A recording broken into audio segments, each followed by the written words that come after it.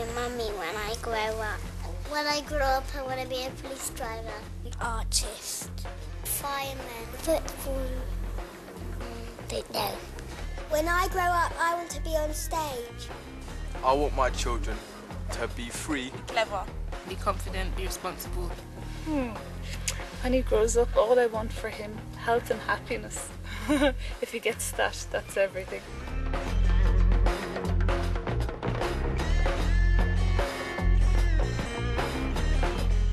All parents want healthy babies, but most don't know about the most common drug that can harm their child while the baby is still in the womb. Do you have any idea what it is? Most dangerous drugs are cocaine and heroin and ecstasy, marijuana. Any drug the mother has can affect the baby. You might think, well, there are worse drugs than alcohol, such as speed, crack, cocaine, marijuana, whatever. But alcohol is the most toxic. If we want the healthiest child we can have, one of the things that we can do is avoid alcohol during pregnancy. Yes, all alcohol, when consumed by a pregnant woman, can cause brain damage to her unborn baby. If a pregnant woman drinks, she risks giving her baby brain damage known as fetal alcohol syndrome, also known as FAS. I've not heard of it. I don't think I've heard of it, no. I don't think I've heard of it. Fetal alcohol syndrome is a medical term used to describe the effects that alcohol has on a developing fetus. When a pregnant woman drinks, the baby drinks as well. The alcohol is in the mum's bloodstream and it passes through to the baby's bloodstream. The baby can't get rid of that alcohol. Every time the mother has a drink, the baby has a drink. That means that the alcohol that the mother has in her blood goes directly through the placenta into the baby's blood. The mother can detoxify her system by the enzymes in her liver acting on the alcohol and getting rid of it in that way. The baby's liver isn't developed, it doesn't have those enzymes and can't do that. They're at a crucial stage of development and their brains and central nervous system particularly are very subject to the poisonous and toxic effects of the alcohol. At different points during her pregnancy, different parts of the fetus are still developing. Alcohol can damage the baby's organs, brain, nervous system and growth development, depending upon when the mother drinks at any time during the 9 months of her pregnancy. Jamie is 13. He has fetal alcohol syndrome because his mother Carrie drank during her pregnancy. It's affected his speech, his learning and his maturity. No mother intentionally would want to do that to their child. Like, there's no one that would want to do that to harm a child. And I think about it, and I've said this, like, when I was little, that wasn't my plan, was to have a baby and be pregnant and drink and screw their life up. Like, that wasn't my ideal. I was getting picked on a lot. I used to go to an after-school program. I still get picked on today. He doesn't have any friendships, like true friendships that you would see with other kids. Kid boy. He ought to have FAS, and he always said one day he is going to be somebody who saved the world, but no one ever believed him. Women in the UK are making headlines with their binge drinking. They work all week and they go wild at the weekend. In the UK, a binge is 6 units. This is 6 units.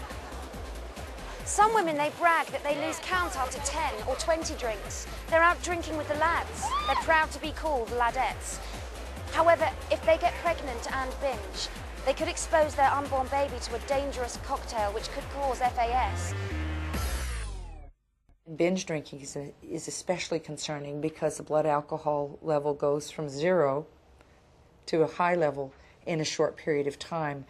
If you made a mistake and had a single binge, if you made a mistake and had a few binges, you will still always have a healthier baby if you stop drinking. In a one-day binge during her pregnancy, Janelle drank a bottle of liqueur. Her son Jordan paid the price. The alcohol damaged his heart, his lungs and other organs.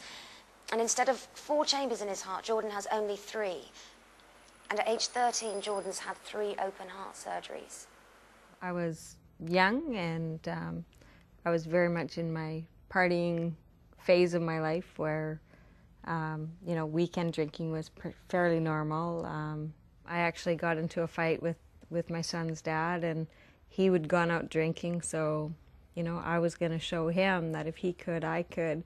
So I went out and I drank a 26er Kahlua, and when figuring it all out, you know, for, you know, me to have drank 26 ounces of alcohol, being all of about 100 pounds, and I had just turned 19, and Jordan was born with a lot of complications. He had 3 chambers in his heart instead of 4, and there were several other things wrong with his heart, and he had 2 right lungs instead of a right and a left lung.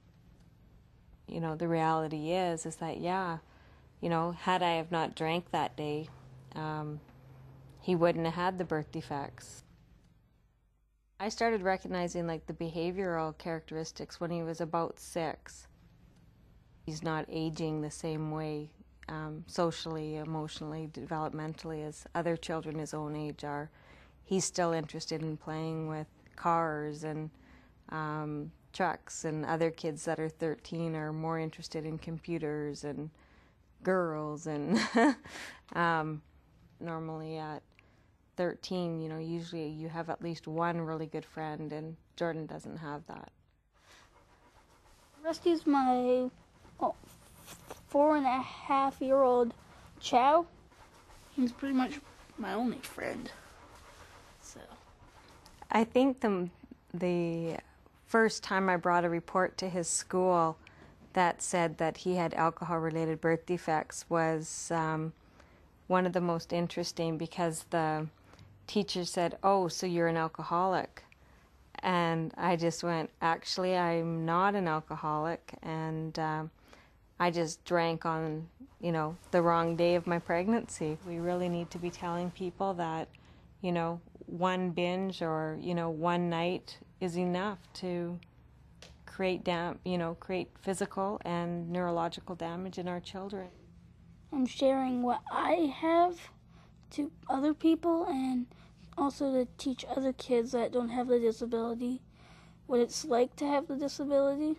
My, you know, decision that day is not just affecting my life that day, it's affecting the rest of my life and my son's life.